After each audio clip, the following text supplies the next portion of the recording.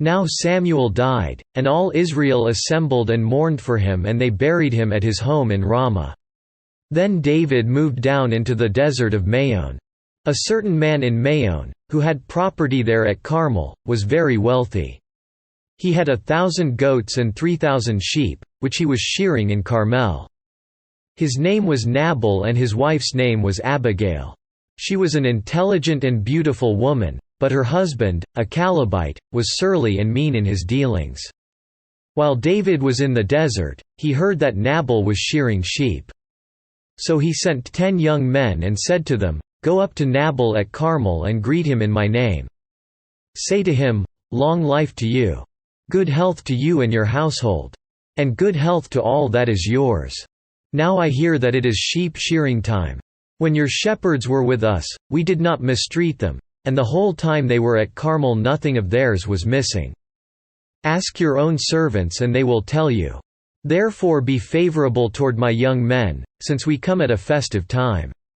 Please give your servants and your son David whatever you can find for them."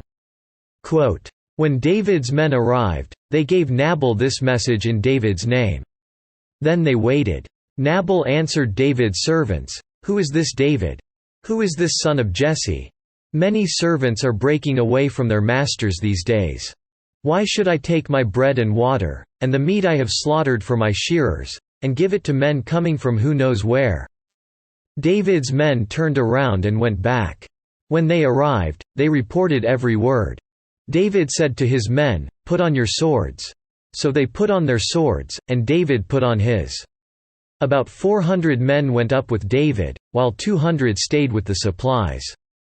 One of the servants told Nabal's wife Abigail, 'David sent messengers from the desert to give our master his greetings, but he hurled insults at them. Yet these men were very good to us. They did not mistreat us, and the whole time we were out in the fields near them nothing was missing. Night and day they were a wall around us all the time we were herding our sheep near them. Now think it over and see what you can do, because disaster is hanging over our master and his whole household.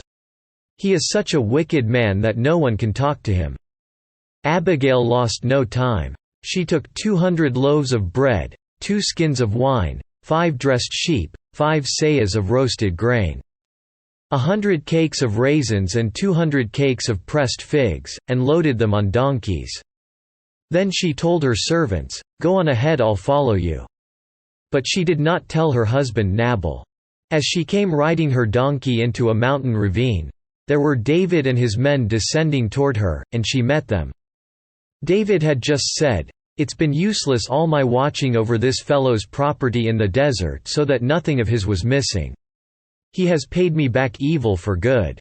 May God deal with David, be it ever so severely, if by morning I leave alive one male of all who belong to him.' When Abigail saw David, she quickly got off her donkey and bowed down before David with her face to the ground. She fell at his feet and said, 'My lord, let the blame be on me alone. Please let your servant speak to you, hear what your servant has to say. May my lord pay no attention to that wicked man Nabal. He is just like his name is fool, and folly goes with him. But as for me, your servant, I did not see the men my master sent. Now since the Lord has kept you, my master, from bloodshed and from avenging yourself with your own hands, as surely as the Lord lives. And as you live, may your enemies and all who intend to harm my master be like Nabal. And let this gift, which your servant has brought to my master, be given to the men who follow you. Please forgive your servant's offense, for the Lord will certainly make a lasting dynasty for my master, because he fights the Lord's battles. Let no wrongdoing be found in you as long as you live. Even though someone is pursuing you to take your life, the life of my master will be bound securely in the bundle of the living by the Lord your God. But the lives of your enemies he will hurl away as from the pocket of a sling. When the Lord has done for my master every good thing he promised concerning him and has appointed him leader over Israel, my master will not have on his conscience the staggering burden of needless bloodshed or of having avenged himself. And when the Lord has brought my master success, remember your servant.' David said to Abigail, "Praise be to the Lord, the God of Israel, who has sent you today to meet me. May you be blessed for your good judgment and for keeping me from bloodshed this day and from avenging myself with my own hands. Otherwise, as surely as the Lord, the God of Israel, lives, who has kept me from harming you, if you had not come quickly to meet me, not one male belonging to Nabal would have been left alive by daybreak." Then David accepted from her hand what she had brought him and said, "Go home in peace. I have heard your words and granted your request." When Abigail went to Nabal, he was in the house holding a banquet like that of a king. He was in high spirits and very drunk. So she told him nothing until daybreak. Then in the morning, when Nabal was sober, his wife told him all these things, and his heart failed him and he became like a stone.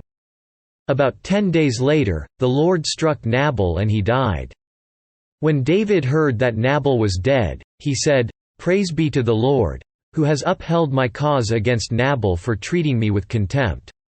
He has kept his servant from doing wrong and has brought Nabal's wrongdoing down on his own head." Then David sent word to Abigail, asking her to become his wife. His servants went to Carmel and said to Abigail, "David has sent us to you to take you to become his wife." She bowed down with her face to the ground and said, "Here is your maidservant, ready to serve you and wash the feet of my master's servants." Abigail quickly got on a donkey and, attended by her 5 maids, went with David's messengers and became his wife. David had also married Ahinoam of Jezreel, and they both were his wives. But Saul had given his daughter Michal, David's wife, to Paltiel son of Laish, who was from Gallim.